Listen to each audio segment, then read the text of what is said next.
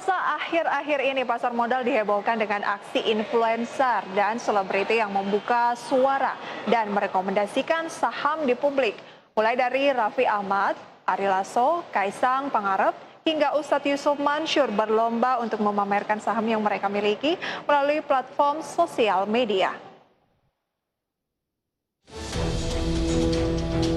Aksi beberapa influencer dan selebriti yang mulai berbicara hingga merekomendasikan saham di ruang publik menghebohkan pasar modal belakangan ini. Mulai dari artis Raffi Ahmad, Ari Lasso, anak Presiden Joko Widodo Kaisang Pangarep hingga Ustadz Yusuf Mansur berlomba untuk memamerkan saham yang mereka miliki melalui sosial media. Terkait hal ini, Direktur Pengembangan Bursa Efek Indonesia Hasan Fauzi dalam live IG IDX Channel Senin lalu mengatakan, aksi yang dilakukan beberapa artis dan influencer tersebut mungkin merupakan euforia atas keberhasilan pasar modal Indonesia bangkit dan tumbuh pesat dari keterpurukan saat pandemi COVID-19. Namun ia menyebut sebagian aksi yang dilakukan oleh para influencer tersebut mulai mengarah ke pom-pom saham. Hasan pun mengingatkan perilaku tersebut tentunya tidak etis dilakukan karena berpotensi adanya aturan yang dilanggar. Adapun sebagai informasi, pom-pom saham merupakan sebuah upaya membuat orang lain tertarik agar membeli suatu saham dengan memberikan image bagus untuk perusahaan dengan kode emiten yang disebutkan. Dari berbagai sumber untuk IDX Channel. Ya pemirsa, terkait fenomena munculnya influencer saham yang ikut meramaikan pasar modal Indonesia, langsung saja kita akan bahas selengkapnya bersama rekan Fajar Wayong. Halo, selamat siang rekan Fajar. Ya, halo siang Prisa. Apa kabar hari ini? Baik, tentunya Prisa, seperti apa? Kawik juga? Saya juga sangat luar biasa. Tapi ada informasi menarik nih Fajar, bahwa tampaknya para influencer ini sudah mulai meramaikan Bursa Efek Indonesia. Apakah kamu termasuk salah satunya Fajar? Oke, mungkin punya sosial media, tapi mungkin belum bisa disebut influencer ini Prisa. Nah ini terkait fenomena ini munculnya influencer atau public figure atau selebritis begitu ya. Mungkin juga Prisa kemarin mengikuti ya informasi terkait ini. Kita tahu beberapa influencer atau public figure ini mulai berani berbicara di ruang publik, berani menginformasikan terkait portofolio saham yang dimiliki atau yang ingin dibeli.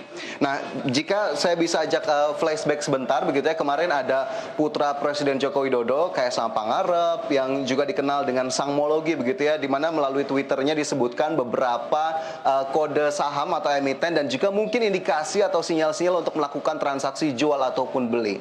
Kemudian juga ada tokoh religi kenamaan begitu ya, Ustadz Yusuf Mansur yang dikenal juga dengan Mansurmologi, ini juga kemarin sempat memberikan informasi atau postingan di Instagram terutama terkait dengan saham-saham konstruksi, saham-saham BUMN, apa yang kemudian sedang dipantau, apa yang sudah masuk dalam portofolio investasinya. Nah ini tentunya menarik begitu, bahwa bisa kita lihat bahwa fenomena ini memang sedang muncul. Belum usai dari Yusuf Mansur dan juga Kaisang, kita tahu ada selebritis kenamaan Raffi Ahmad dan juga Ari Lasso begitu ya, yang kita tahu menyebutkan secara terang dan jelas portofolio investasi terutama saham yang dimiliki. Kemarin kita tahu ada saham MCAS yang disebut-sebut begitu ya dalam video dari dua selebritis atau influencer tersebut. Nah ini menarik sebetulnya Prisa, jika kita lihat fenomena ini tidak bisa kita kesampingkan dari aktivitas pasar modal yang memang tentunya sedang ramai-ramainya diperbincangkan terutama oleh millennials ataupun generasi muda. Di mana kemarin memang jika kita lihat lebih jauh dari video yang diunggah oleh Raffi Ahmad dan juga Ari Lasso secara terang-terangan menyebutkan portofolionya, kemudian menyebutkan berapa besar keuntungan yang didapatkan dalam periode tertentu, dan ini yang menjadi viral bahwa karena memang mereka mempublikasikannya di media sosial dengan jumlah followers ataupun penonton yang tentunya kita tahu sangat besar, karena memang public figure ini bukan dalam skala kecil lagi tapi memang sudah skala besar, sehingga akhirnya hal inilah yang akhirnya memantik atau memicu perhatian baik masyarakat umum ataupun mungkin para pelaku pasar di pasar modal, sehingga fenomenanya tidak bisa kita hindari, Prisa. Oke, berarti para influencer ini mulai aktif ya untuk menyampaikan informasi seputar saham. Tetapi sebenarnya Fajar, apa sih yang menurut laporan Anda ini menjadi persoalan utama sehingga menjadi ramai diperbincangkan?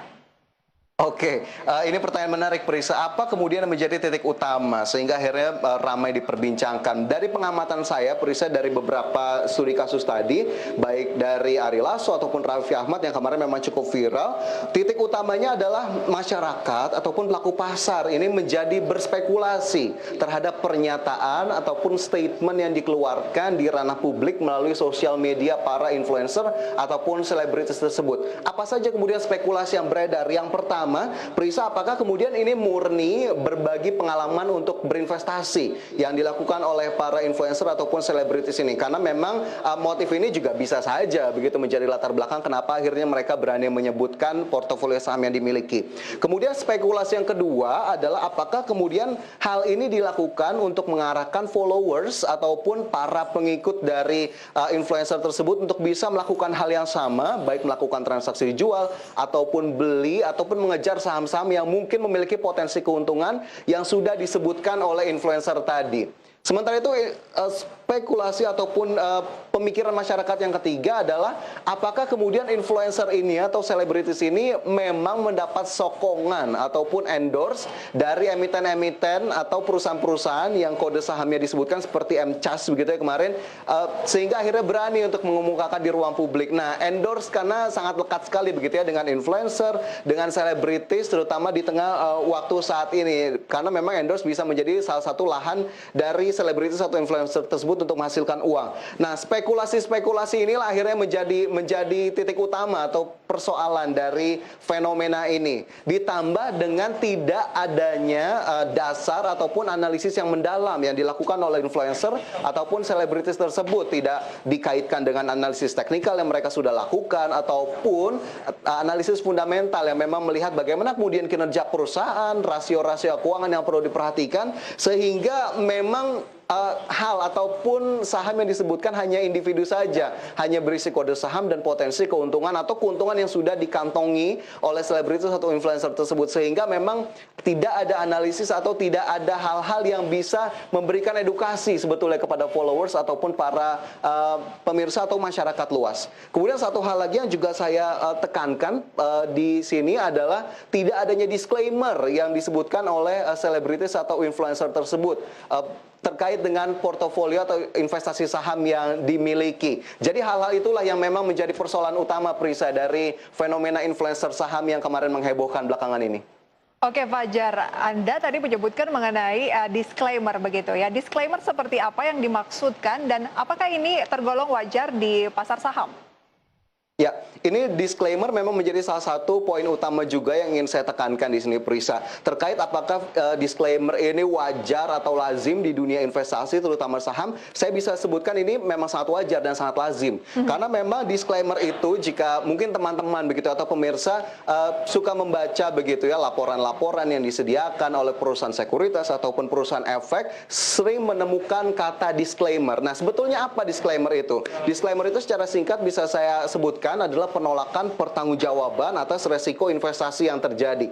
Biasanya disebutkan dengan kata-kata modelnya seperti berikut ini, Prisa, di mana segala rekomendasi dan analisa saham hanyalah bersifat memberi pandangan semata dan kami tidak bertanggung jawab atas keuntungan atau kerugian yang timbul dan keputusan investasi ada di tangan investor.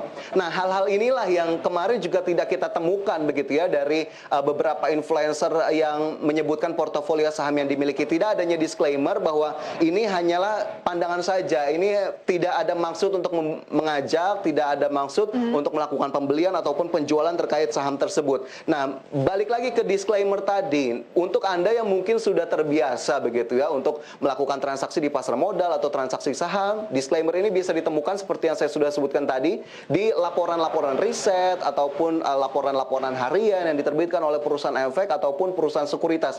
Karena memang sekomprehensif sekomprehensif apapun analisis yang dilakukan, tetap tidak bisa menjadi rujukan atau acuan utama terkait kerugian ataupun keuntungan yang akan didapatkan. Sehingga memang hasil akhirnya atau keputusan investasinya tetap dikembalikan ke tangan investor ataupun ke tangan Anda, pemirsa, yang memang mengikuti dari hari ke hari terkait saran ataupun analisis yang dilakukan oleh sejumlah pihak. Itu Prisa terkait dengan disclaimer.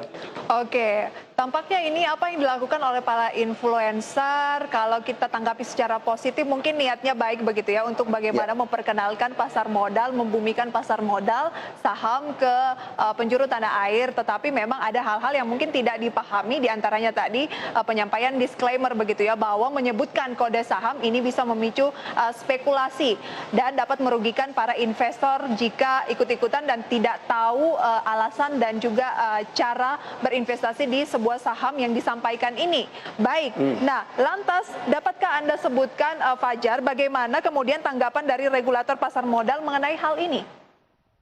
Ya, ini juga menjadi satu hal yang menjadi perhatian begitu ya. Kemarin BEI langsung memanggil influencer-influencer ataupun memberikan teguran terhadap influencer tersebut. Mungkin dari Anda banyak yang memang belum tahu kenapa harus ditegur, kenapa harus dipanggil begitu ya. Nah, ini karena Bursa Efek Indonesia sebagai salah satu regulator di pasar modal, masih banyak pihak-pihak yang juga masuk dalam regulator. Pemirsa, Bursa Efek Indonesia sebetulnya sudah memberikan tanggapan langsung. Nah, ini saya juga akan ajak Anda untuk melihat statement dari Laksono W. Widodo, Direktur Perdagangan dan juga Pengaturan Anggota Bursa, dalam grafis yang sudah kami persiapkan, di mana ini menyebutkan bahwa Bursa Efek Indonesia atau manajemen juga mengingatkan potensi tuntutan hukum dari para follower apabila ada yang merasa dikecewakan, dan kami telah mengirimkan permintaan penjelasan kepada emiten terkait. Nah, terkait dengan statement ini, Prisa dan juga pemirsa, sebetulnya Bursa Efek Indonesia menyambut positif dengan adanya kehadiran dari influencer ataupun public figure yang sudah meramaikan pasar modal. Tapi memang hal-hal yang perlu diperhatikan begitu, bahwa ini sangat sensitif begitu, karena tidak bisa serta-merta dianggap sebagai produk biasa yang bisa dilakukan promosi sedemikian rupa, karena harus ada aturan-aturan yang ditaati dan tidak bisa begitu ya untuk kemudian melakukan begitu saja karena adanya potensi peraturan yang dilanggar. Belum lagi jika ada follower yang memang akhirnya mengikuti saran tersebut atau promosi saham tersebut secara serta-merta tanpa melakukan analisis lebih jauh. Dan ini yang sebetulnya dijaga oleh pihak Bursa Efek Indonesia agar kemudian public figure ini juga tidak tersandung atas masalah tersebut. Nah, terkait hal ini juga Bursa Efek Indonesia juga menyatakan bahwa hal ini bisa saja menjadi praktik manipulasi pasar begitu ya, bahwa ini juga sudah diatur dalam Undang-Undang Pasar Modal terkait dengan manipulasi pasar, perdagangan orang dalam, dan ini ada tercantum dalam Undang-Undang Pasar Modal nomor 8 tahun 95, Prisa dan juga pemirsa, di bab 10 terkait penipuan, manipulasi pasar dan perdagangan orang dalam. Kita lihat juga ini grafisnya bagaimana kemudian statement dari undang-undang ini, di mana setiap pihak dilarang melakukan tindakan baik langsung maupun tidak langsung dengan tujuan untuk menciptakan gambaran semu atau menyesatkan mengenai kegiatan perdagangan, keadaan pasar atau harga efek di bursa efek. Nah, ini juga menjadi penting begitu, bahwa ada aturan yang memang berpotensi untuk dilanggar jika melakukan hal tersebut tanpa memikirkan atau tanpa pertimbangan lebih jauh, karena bisa saja terjebak dalam pom-pom saham. Nah, ini istilah yang sebetulnya sudah cukup dikenal begitu, sudah cukup familiar di transaksi saham di pasar modal Indonesia, karena jangan sampai influencer ini atau public figure ini menjadi salah satu pihak yang ternyata ikut terjun juga ke dalam hal tersebut sehingga akhirnya melanggar undang-undang sendiri dan peraturan terkait dengan manipulasi pasar. Namun di luar hal itu, Bursa Efek Indonesia tentunya mengajak influencer ini dan juga selebritis tersebut untuk bisa berdiskusi lebih jauh, dan bahkan Bursa Efek menyarankan untuk bisa mengikuti sekolah pasar modal terlebih dahulu untuk kemudian bisa memahami lebih lanjut terkait dengan aspek-aspek hukum dan juga bagaimana kemudian etik-etik dalam bertransaksi saham di pasar modal Indonesia. Itu kemudian yang bisa saya sampaikan terkait dengan tanggapan dari regulator, Prisa. Oke, berarti berbicara mengenai sebuah saham ini berbeda ya dengan barang-barang konsumsi sehari-hari yang memang notabene tidak bisa untuk di-endorsekan langsung menyebutkan kode saham sehingga membuat orang akan tertarik melakukan pembelian, karena di sana ternyata bisa menghadapi tuntutan hukum apabila ada yang merasa dirugikan ya, Fajar ya? Betul. Oke, lantas tanggapan selanjutnya dari para influencer terkait dengan himbauan dari pihak otoritas Bursa Efek Indonesia seperti apa? Nah, ini dari setelah adanya teguran atau statement dari regulator atau Bursa Efek Indonesia, selebritis atau influencer ini juga sudah memberikan tanggapan ataupun pernyataan. Untuk lebih jelasnya, langsung saja kita lihat tayangan berikut ini. Halo teman-teman semuanya, aku mau posting nih terkait yang postingan gue kemarin. Bolehlah dibilang klarifikasi atau apa. Yang pertama, aku tuh bukan endorser atau influencer yang mempromot perusahaan tersebut ya, yang terkait saham tersebut. Aku tuh kemarin bener-bener euforia aja, pengen membagikan apa yang aku alamin. Tapi ternyata sekedar membagikan berita atau hal yang kita alami itu ternyata ada beberapa aturan dan bisa mengandung sensitivitas tertentu. Oke?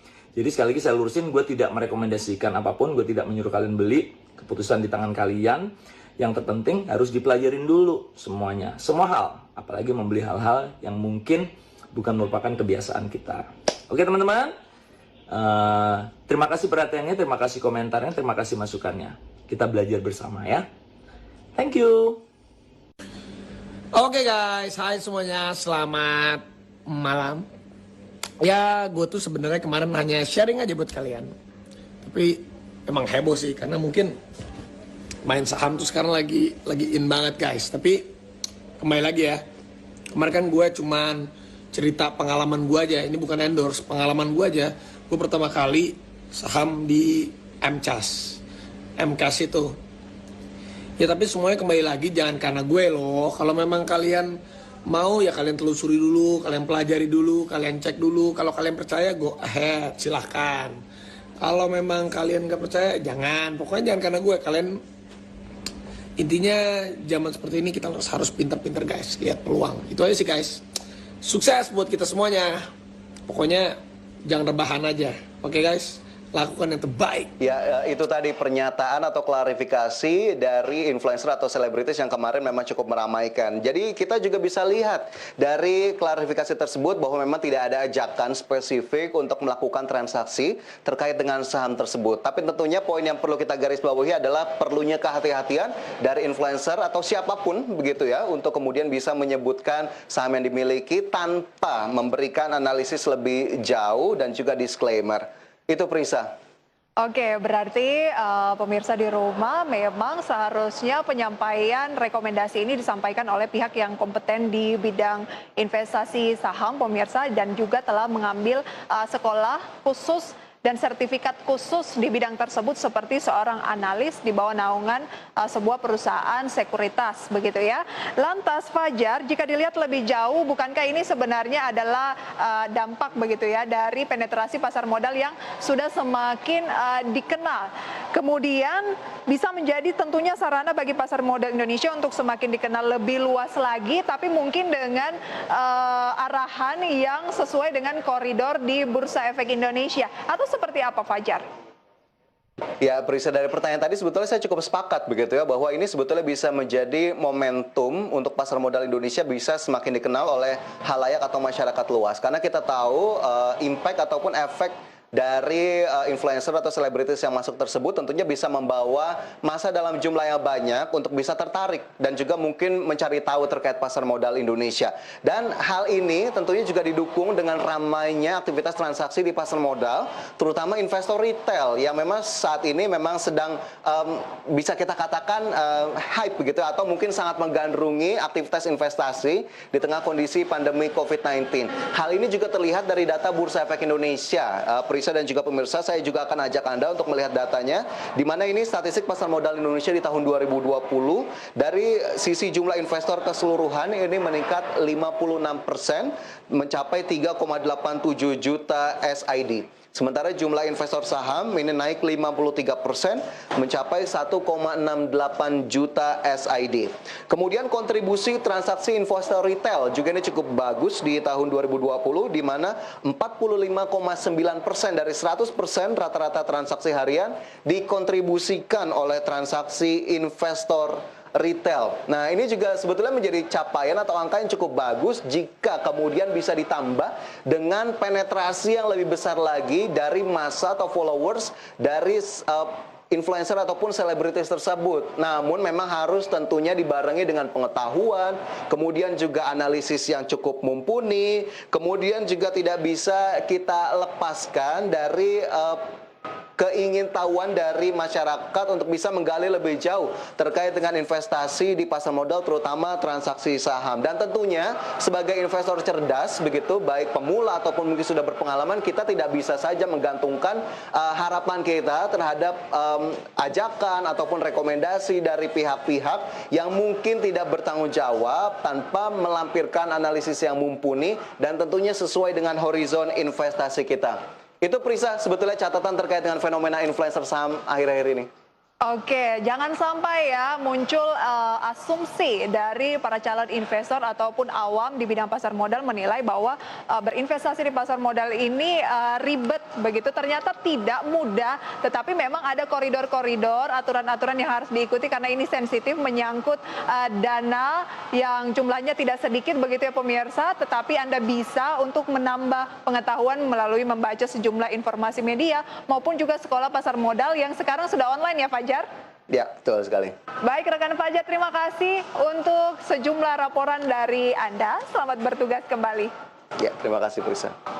Iya, pemirsa, itu dia tadi informasi bagaimana influencer yang dinilai sedang melakukan endorse saham ini ditangkapi oleh pihak Bursa Efek Indonesia. Dan lagi-lagi, your money is your decision, pemirsa. Jadi Anda bisa mendengarkan input, tetapi keputusan untuk berinvestasi di saham apa saja maupun instrumen apa saja adalah keputusan yang sepenuhnya ada di tangan Anda. Dan kami masih akan kembali dengan informasi lainnya pemirsa. Tetaplah bersama kami di ID Expert Session Closing.